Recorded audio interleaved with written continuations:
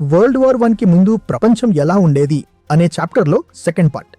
Germany ఒకప్పుడు ఎలా ఉండేది మరియు ప్రపంచంలో అత్యంత శక్తివంతమైన దేశాలలో ఒకటిగా ఎలా ఎదిగిందో చూడాలి. అసలు హిస్టరీలోనే మోస్ట్ పవర్ఫుల్ మైండ్ గేమ్ అయిన ఆ ఫ్రాంకో ప్రషియన్ వార్ వెనకాల ఉన్న అసలైన బ్యాక్ స్టోరీ ఏంటో ఇప్పుడు క్లియర్గా చూద్దాం. 1870కి ముందు యూరప్లో ఫ్రాన్స్ అనేది ఒక తిరుగులేని పవర్.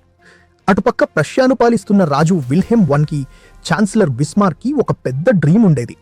జర్మన్ భాష మాట్లాడే చిన్న చిన్న రాజ్యాలన్నింటినీ కలిపి ఒకే గ్రేట్ జర్మనీగా మార్చాలి అనేది వాళ్ళ ప్లాన్. కానీ అలా జర్మనీ గనక ఒకటైతే తమ పక్కన ఒక పెద్ద శత్రువు తయారవుతాడని ఫ్రాన్స్ రాజు నెపోలియన్ III ఎప్పుడూ అడ్డుపడుతూ ఉండేవాడు. బిస్మార్క్కి ఒక విషయం బాగా తెలుసు. ఫ్రాన్స్తో యుద్ధం చేసి దాన్ని ఓడించనంత వరకు ఆ చిన్న జర్మన్ రాజ్యాలన్నీ ప్రష్యాతో కలవవు. ఫ్రాన్స్ని యుద్ధంలోకి లాగడానికి బిస్మార్క్ ఎదురు చూస్తున్న టైంలోనే కరెక్ట్గా స్పెయిన్ దేశంలో ఒక పెద్ద లొల్లి స్టార్ట్ అయింది. అసలు ఏం జరిగిందంటే 1868లో స్పెయిన్లో ఒక విప్లవం వచ్చి అక్కడ పాలిస్తున్న రాణిని పదవిలోంచి దించేశారు. దాంతో స్పెయిన్ సింహాసనం ఖాళీ అయింది.